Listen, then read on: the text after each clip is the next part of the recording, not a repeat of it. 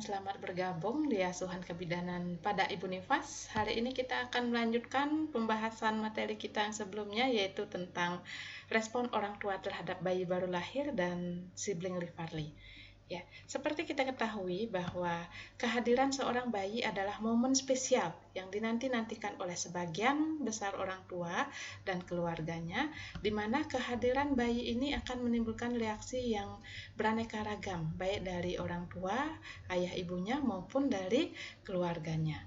Nah, reaksi yang beragam ini disebabkan oleh berbagai hal, yang salah satunya adalah reaksi emosi maupun pengalaman yang dirasakan oleh orang tua terhadap persiapan kehamilan, kemudian proses kehamilannya maupun proses persalinannya yang berbagai rasa yang dialami, baik itu yang menyenangkan maupun yang tidak menyenangkan. Begitu juga jumlah anak yang terlahir, kemudian jumlah anak yang sudah ada, kemudian keadaan ekonomi, baik yang berkecukupan maupun yang tidak berkecukupan, itu akan sangat menentukan respon dari orang tua terhadap kehadiran bayi barunya. Nah, respon-respon di sini bisa bersifat positif maupun yang bersifat negatif. Kan kemarin waktu membahas tentang bonding attachment, kita sudah bahas tentang bagaimana respon ibu terhadap kelahiran bayi, dari mulai menyentuh, kemudian suara, kemudian dengan mencium aroma tubuhnya, kemudian merasakan bioritmik, kemudian dengan entertain dan kontak dini. Nah, sekarang kita pada saat membahas saat ini kita akan membahas respon orang tua. Dalam hal ini adalah respon ayah. Ayah pun sama dengan ibu, dia akan berespon terhadap kelahiran bayinya, baik itu responnya positif maupun responnya negatif. Ya, bagi orang tua atau ayah yang berespon positif, maka akan menyambut kelahiran bayinya dengan sangat bahagia. Jadi cerita kemana-mana, ekspresinya, bagaimana dia memeluk anaknya, dan lain-lain. Kemudian ayah bertambah giat bekerja dengan harapan dia mampu untuk memenuhi kebutuhan bayinya. Ya, kemudian ayah dan keluarga melibatkan diri dalam perawatan bayi, ya, dari hal-hal yang kecil, misalnya berjemur dengan bayi, memandikan bayi, mengganti popok bayi, memeluk bayi pada saat tidur, dan menenangkan bayi saat menangis, dan lain-lain. Begitu juga perasaan ayah, kalau responnya positif, dia akan bertambah sayang dengan ibunya, apalagi melihat proses persalinan yang dialami oleh ibu. Nah, kemudian bagaimana dengan respon negatif? Ya, bagi ayah yang berespon negatif, ya, jadi kemungkinan ada beberapa hal yang menyebabkan, seperti misalnya kelahiran bayi yang tidak diinginkan oleh keluarga. Kemudian kurang bahagia karena kegagalan ber-KB. Padahal sudah tidak ada planning untuk buat anak lagi, tidak ingin ada nambah anak lagi, tetapi ternyata karena gagal KB dan belum siap apa-apa, akhirnya terjadi kehamilan dan ada kelahiran bayi. Kemudian ayah merasa kurang mendapat perhatian, itu juga membuat respon ayah positif. Tidak hanya anak loh yang bisa cemburu, ayah juga ternyata bisa cemburu kalau misalnya ibu hanya sibuk mengurusin bayi baru lahir. Kemudian kurang senang atau kekhawatiran dalam biaya hidup, misalnya ini terutama pada golongan ayah dengan ekonomi yang menengah ke bawah. Seperti misalnya saat ini dengan masa pandemi COVID, mungkin banyak ada ayah yang mungkin khawatir dengan biaya hidup dari anaknya yang baru lahir. Makanya pemerintah menyarankan untuk tidak hamil dulu selama era pandemi ini untuk mencegah hal ini. Kemudian rasa malu karena bayi, mohon maaf, lahir cacat mungkin, atau mungkin lahir dari hubungan gelap. Itu juga akan memberikan respon negatif dari kelahiran bayi tersebut. Nah, bagaimana perilaku orang tua dalam menyikapi kelahiran bayinya? Ada yang memfasilitasi dan ada yang menghambat. Nah, bagaimana perilaku yang fasilitasi? Biasanya tampak dengan menatap bayi dengan lembut, dengan penuh cinta, mencari ciri khas bayi. Anak saya ada tanda lahirnya enggak? Oh, kok mirip bapaknya? Oh, kok mirip ibunya? Dan lain-lain. Kemudian mata, kemudian memberikan perhatian yang lebih kepada bayi, kemudian menganggap anak sebagai individu yang unik, menganggap anak sebagai anggota keluarga yang yang baru, kemudian memberikan senyuman, kemudian berbicara, bernyanyi, kemudian menunjukkan kebanggaan pada anak, kemudian mengajarkan anak mengajak anak pada acara keluarga, kemudian juga memahami perilaku anak dan memenuhi kebutuhan anak. Selain itu juga orang tua akan bereaksi positif terhadap perilaku anak. Misalnya anaknya nangis, dia akan cepat-cepat untuk mendekati anaknya untuk mencari penyebab kenapa anaknya menangis. Ya, kemudian yang menghambat. Ya, jadi ada beberapa perilaku orang tua yang menghambat proses respon orang tua. Jadi seperti misalnya menjauhi anak, kemudian tidak peduli dengan kebutuhan anak, kemudian dengan keluhan anak atau masalah anak, kemudian menghindar, kemudian menolak untuk menyentuh anak, ya. Jadi kemudian tidak menempatkan anak sebagai anggota keluarga, tidak memberikan nama pada anak, ya. Kemudian padahal kalau yang berespon positif jauh-jauh hari anaknya belum lahir atau bayinya belum lahir sudah disiapkan nama. Kemudian menganggap anak sebagai suatu yang tidak disukai, terburu-buru dalam menyusui, kemudian menunjukkan kekecewaan pada anak, misalnya gara-gara kamu saya begini, gara-gara kamu ibu jadi tidak bisa kerja dan lain-lain gitu misalnya. Kemudian tidak memenuhi kebutuhan anak, seharusnya anak tidur dengan jam tidur, ya anak dibiarkan saja, atau misalnya seharusnya diberikan susu, ibu malah sibuk untuk bekerja atau mungkin main gadget dan lain-lain gitu, ya. Nah, kemudian ada beberapa faktor yang mempengaruhi perilaku orang tua, diantaranya adalah faktor internal dan faktor eksternal.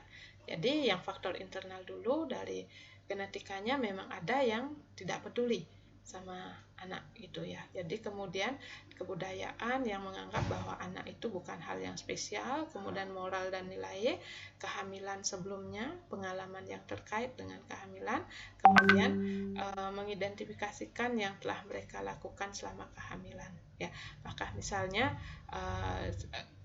orang tua yang sangat menginginkan anak tentunya akan beda dengan orang tua yang tidak menginginkan anak. Kemudian perhatian yang diterima selama kehamilan itu untuk faktor eksternal, kemudian melahirkan dan postpartum itu sangat menentukan respon perilaku orang tua terhadap bayi baru lahir. Kemudian sikap dan perilaku pengunjung dan apakah bayinya terpisah dari orang tua selama 1 jam pertama dan hari-hari lain dalam kehidupannya itu juga sangat menentukan.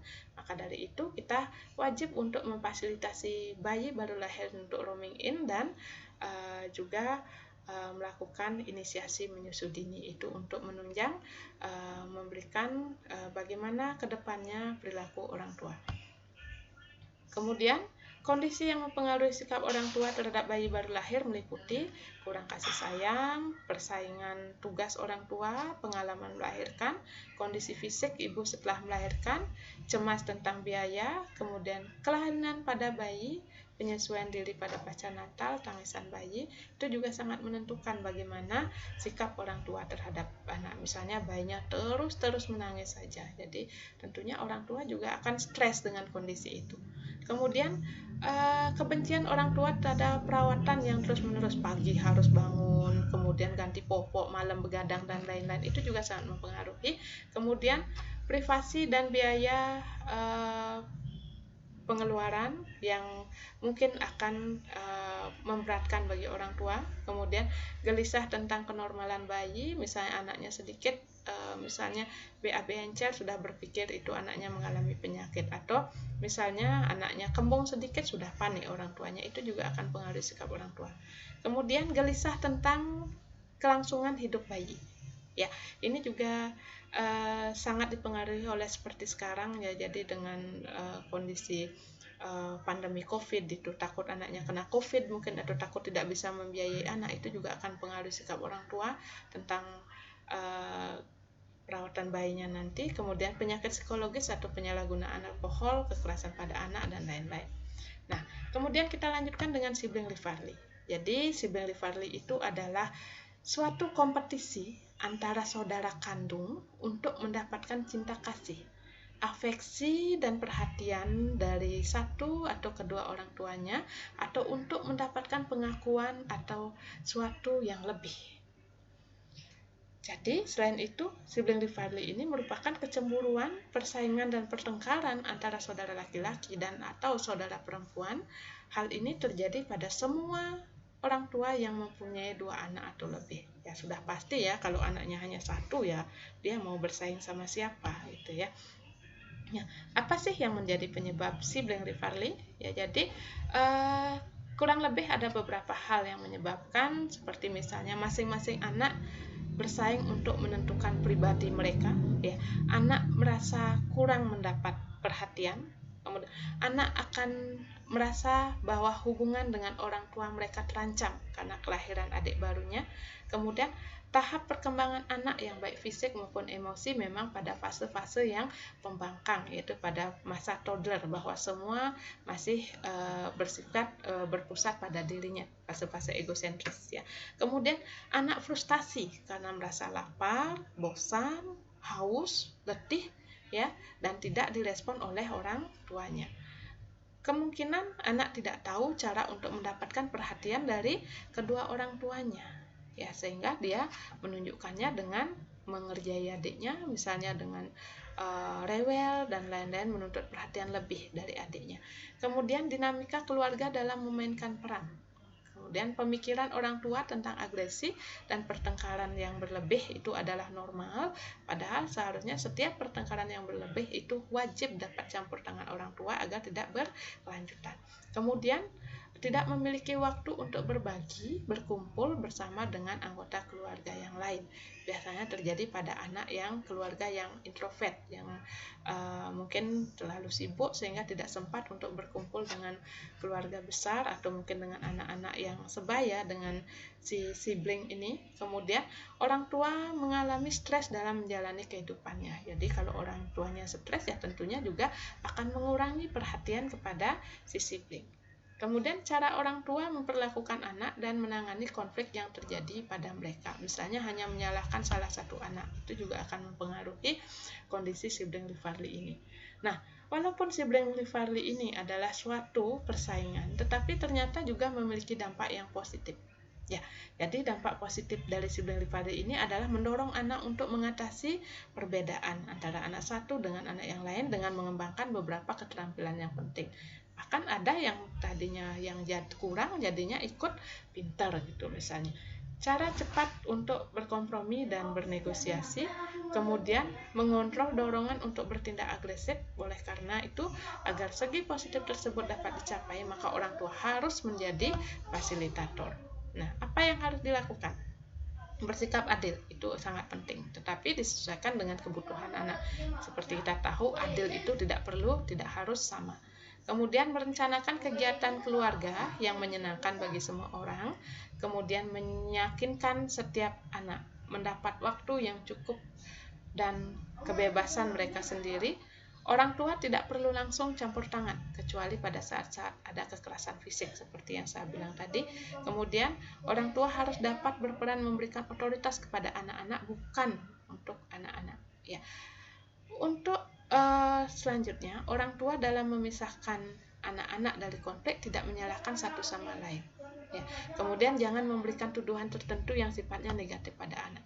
Nah, adaptasi si kakak itu adalah hal yang penting. Jadi respon kanak-kanak atas kelahiran seorang bayi laki-laki atau perempuan tergantung pada umur dan tingkat perkembangannya. Kadang anak kurang sadar akan adanya kelahiran anggota baru sehingga menimbulkan persaingan dan perasaan takut kehilangan kasih sayang orang tua. Tingkah laku negatif dapat muncul dan merupakan petunjuk derajat stres pada anak, seperti misalnya masalah tidur, kemudian peningkatan upaya menarik perhatian orang tua, kembali ke pola tingkah laku kekanak-kanakan seperti ngompol dan lain-lain.